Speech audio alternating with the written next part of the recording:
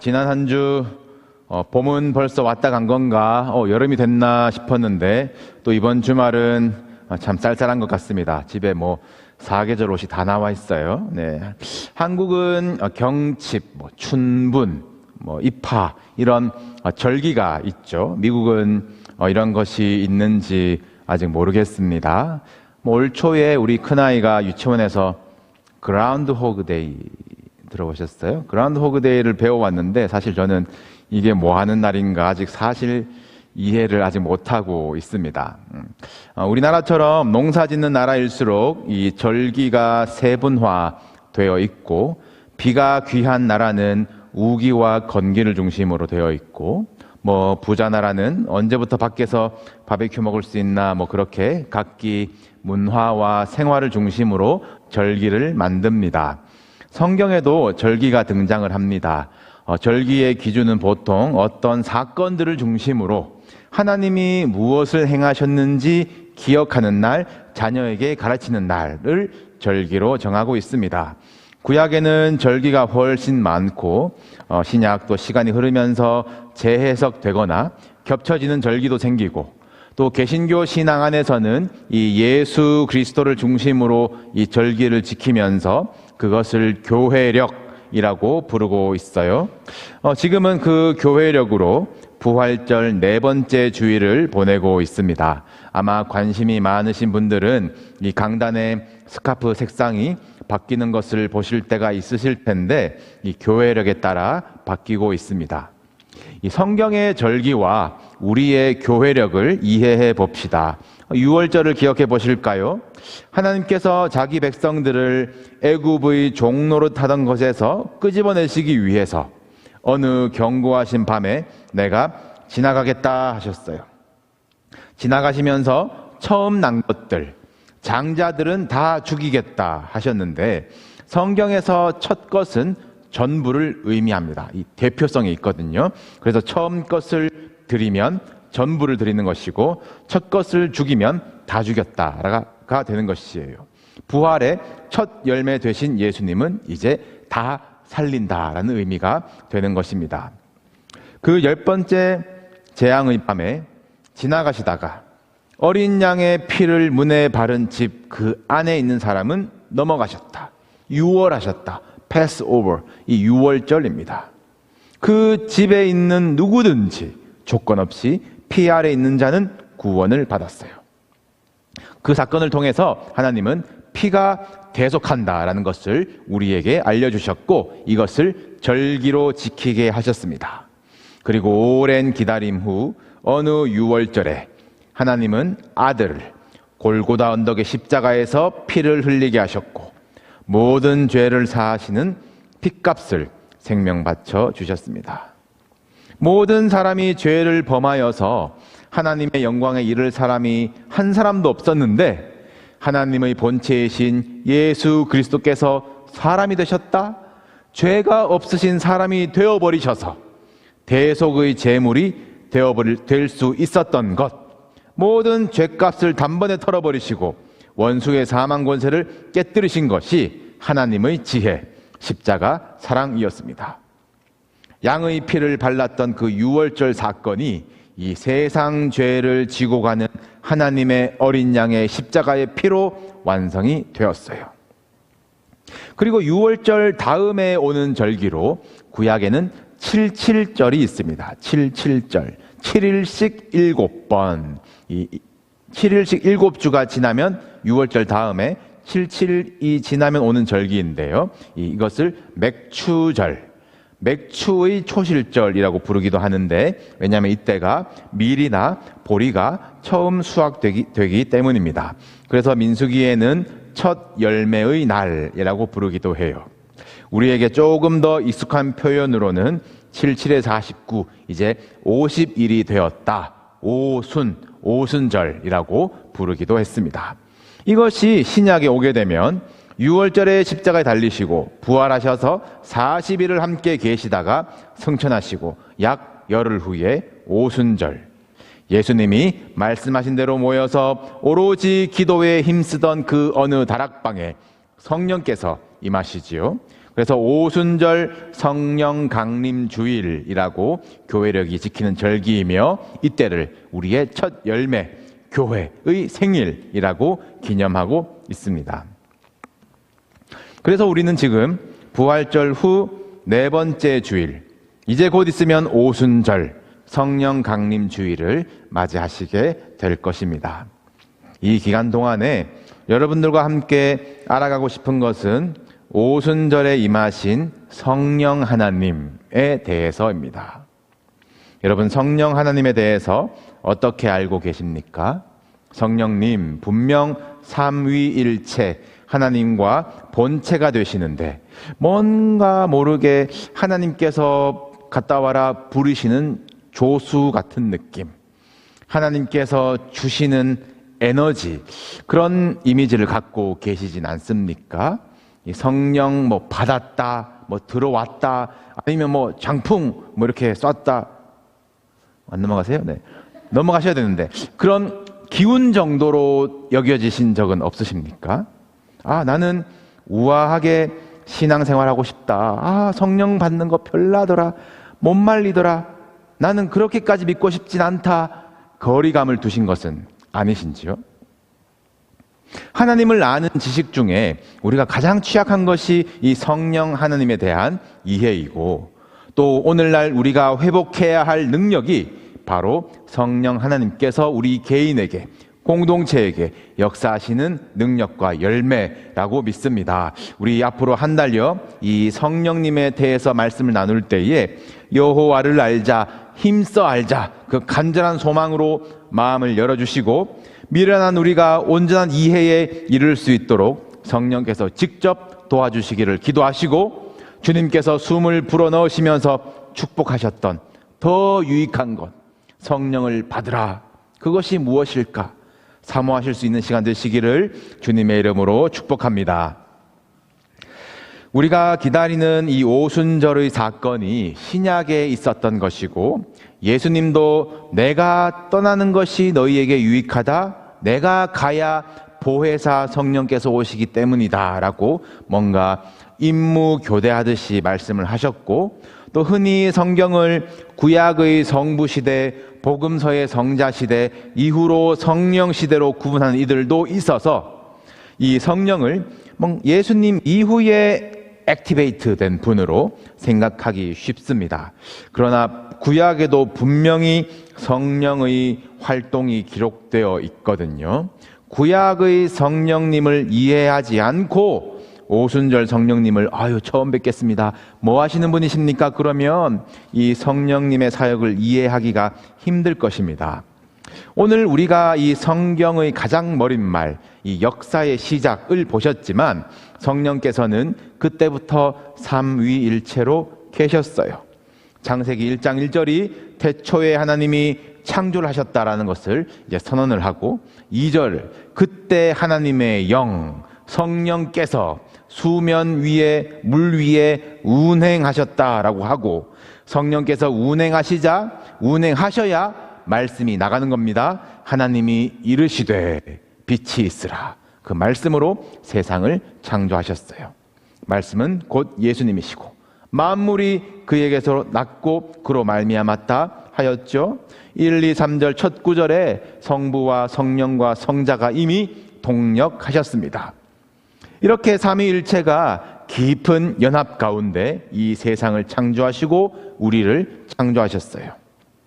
특히 이제 우리가 주목하는 성령님도 태초부터 계셨고 일하신 것인데, 특별히 하신 사역이 무엇입니까? 하나님의 영은 수면 위에 운행하시니라. 운행하셨대요. 이렇게.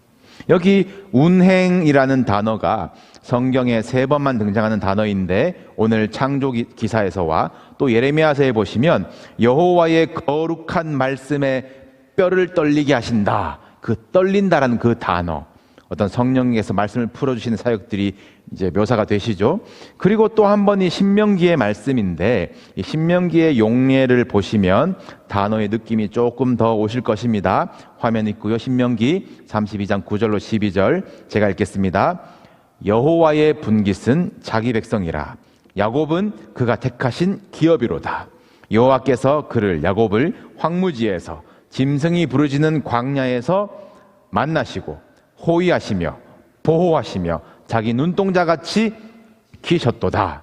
마치 독수리가 자기의 보금자리를 어지럽게 하며 자기의 새끼 위에 너풀거리며 그의 날개를 펴서 새끼를 받으며 그의 날개 위에 그것을 엎는 것 같이 여호와께서 홀로 그를 인도하셨고 그와 함께한 다른 신이 없었도다.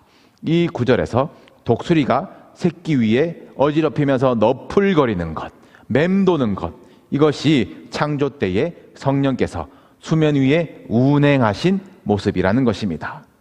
독수리가 이 보금자리를 어지럽히는 것 같은데, 새끼를 떨어뜨리는 것 같은데, 그것은 벗어나야 할 이 보금자리에서 벗어나게 하시고 이 완전히 새로운 세상을 시작하게 하는 이 새끼를 위한 새 창조를 위한 운행이었죠. 혼돈하고 공허하고 흑암이 깊음 위에 있는 이 땅 위에 운행하시면서 거룩한 말씀에 떨리게 하시면서 말씀이 들어가 역사하게 하시는 것이 성령께서 하신 창조의 사역입니다. 말씀이 들어가니까 이 혼돈과 공허와 흑암 가운데 질서와 충만과 빛이 들어가는 것이에요. 여러분, 태초에만 혼돈하고 공허하고 어두웠습니까? 오늘날 우리의 세상에는 혼돈이 없습니까? 우리 삶에는 공허함이 없습니까? 앞을 깜깜하게 하고 우울하게 만드는 어둠이 틈만 나면 우리를 덮습니다. 하나님의 질서는 파괴되고 있고 하나님보다 다른 것으로 자기를 충만하게 욕구를 채우고 있어요. 이런 우리들을 호위하시고 보호하시고 지키시려고 성령께서 우리 위에 운행하고 계십니다. 우리가 의지하면서 살던 것 어지럽히시고 흩어버리시고 떨어뜨려 버리시는 것 같지만 그것은 우리가 하나님의 날개에 업히도록 하시는 것이에요. 내가 너희를 독수리 날개로 업어 내게로 인도하였으니 너희는 내 소유 내 백성이라 약속하신 것처럼 우리를 업으셔서 그의 기이한 빛에 들어가게 하시려는 것입니다. 운행하시면서 그 거룩한 말씀이 우리의 뼈를 떨게 하며 들어와서 역사하게 하시도록 말할 수 없는 탄식 가운데 지금도 친히 간구하고 계시며 새 영과 새 마음을 우리 안에 주셔서 창조하셔서 하나님의 율례를 지켜 행하도록 하신다. 너는 내 백성이 되고 난 너의 하나님이 되리라. 이것이 구약 에스겔이 그리는 성령의 역사거든요.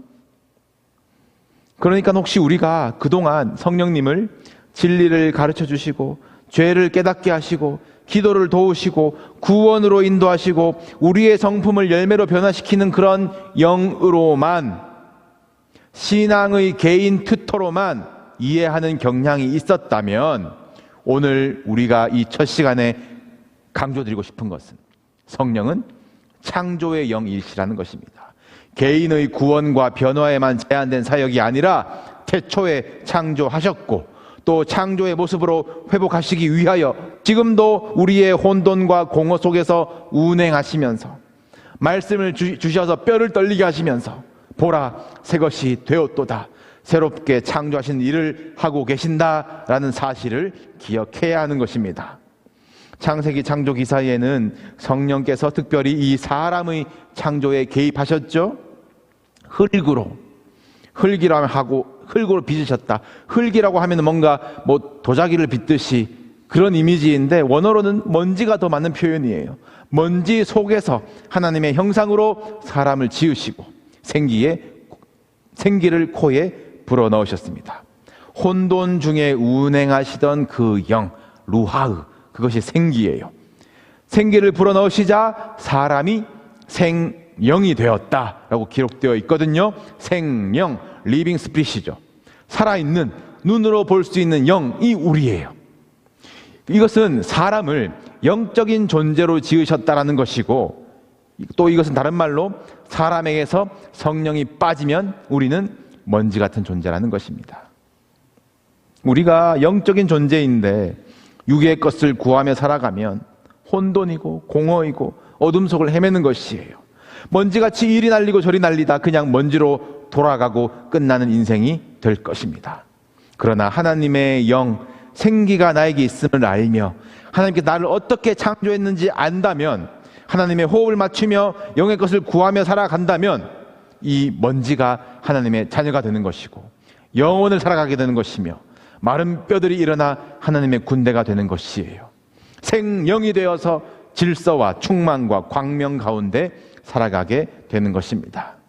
이 혼돈 가운데에서 우주의 질서를 이끌어내신 창조의 영, 이 성령의 사역이 계속해서 구약에 증거되는데요. 시편 말씀에는 제가 읽습니다. 화면도 있고요. 주께서 낯을 숨기신 즉 그들이 떨고, 주께서 그들의 호흡을 거두신 즉 그들은 죽어 먼지로 돌아가나이다. 주의 영을 보내어 그들을 창조하사 지면을 새롭게 하시나이다. 33편 6절, 여호와의 말씀으로 하늘이 지음이 되었으며 그 만상을 그의 입 기운으로 이루었도다. 만상을 그의 입의 기운, 이것도 루하흐예요. 창세기로 연결하면 말씀으로 지으신 우주, 말씀과 성령의 동력이 다시 드러나고 있습니다. 앞으로 이 성령님에 대해서 알아가고자 할 때에 우리가 오늘 이 구약의 성령님을 잘 이해하고 그리고 나서 신약의 성령님으로 연결해야 하는 이유가 여기에 있는 것이에요. 우리가 흔히 성령을 받았다, 성령께서 내주하신다라고 할 때에 생각하기 쉬운 것은, 우리는 성령 없이 살던 우리였구나. 그런데 우리를 구원하시려고 구원의 영으로 성령이 우리에게 오셨구나 였죠. 단편적으로 맞습니다. 그러나 이 신약에서 성령을 증거하는 많은 이들은 구약의 성령님, 이 창조의 영이신 성령께 뿌리를 두고 있어요. 성령님 없이 살던 우리가 아니라 우리는 성령님 없이 존재할 수도 없었던 이들이고, 성령님은 모든 사람이 하나님의 은혜에 반응하도록 피조물의 심령 가운데에서 때를 기다리고 계시고 어느 순간 두드리시면서 또 어느 순간 말씀과 동력하시면서 우리의 마음을 뜨겁게 하시는 것이에요. 난 알 수 없는데, 난 한 것 없는데, 난 자격 없는데 구원의 확신으로 견인하시는 것입니다. 그리고 마침내는 우리를 성령께서 충만하게 다스리시려고, 주인 되시는 성전 삼으시려고 우리에게 이 생명이라는 생기를 끊임없이 불어넣으시고 보존하시는 분이 성령님이세요. 개인적인 차원만이 아니라고 말씀드렸지요. 온 우주 만물이 성령의 운행 가운데 창조되었고 질서를 잡고 하나님을 드러내고 있습니다. 우주의 존재와 질서가 성령님께 전적으로 의존되어 있어요. 그래서 성령은 창조와 생명의 영이십니다. 바울은 생명의 성령의 법이라고 고백했어요. 여러분, 하나님은 내가 너를 모태에 짓기 전에 너를 알았다라고 하세요. 우리를 지으셨고 그리고 우리에게 생기를 불어넣어 주셔서 그 호흡으로 우리는 오늘을 살아가고 있는 줄로 믿습니다. 성령께서 여러분과 함께 하신다는 증거예요. 방언하지 못해도, 은사가 없는 것 같아도 성령은 분명히 지금도 우리 위에서 날갯짓 하시면서 때론 흩고 어지럽히시면서 우리를 업어 인도하십니다. 예수를 주로 고백하는 역사로, 우리 안에서 착한 일을 시작하시는 역사로, 우리 안에 정한 마음과 정직한 영을 새롭게 창조하시는 일들로 성령님만이 가능한 그 일들을 위해서 지금도 쉬지 않고 일하고 계세요. 여러분, 혼돈과 공허와 흑암의 두려움 앞에 서 있습니까? 성령께서 운행하고 계십니다. 우리에게 말씀을 주실 것입니다. 여러분의 영혼을 지키시면서 생명의 의미를 주실 것입니다. 우리 그 안에서 질서를 찾읍시다. 충만하고 풍성한 영적 부요를 누립시다. 빛의 옷을 입고 세상으로 또 나아갑시다. 역사의 시작이시고 우리의 생명 되신 성령께서 먼지와 같은 우리와 함께 하세요. 교회의 주인 되시는 성령께서 우리를 업어서 올라가실 것입니다. 성령께서 창조하실 그 새 일을 기대하면서 우리의 마음을 드립시다. 충만할 때까지, 성령께 완전히 복종될 때까지 우리가 생기를 들이쉬면서 성령의 열매를 맺어가는 저 여러분 되시기를 우리 주님의 이름으로 축복합니다.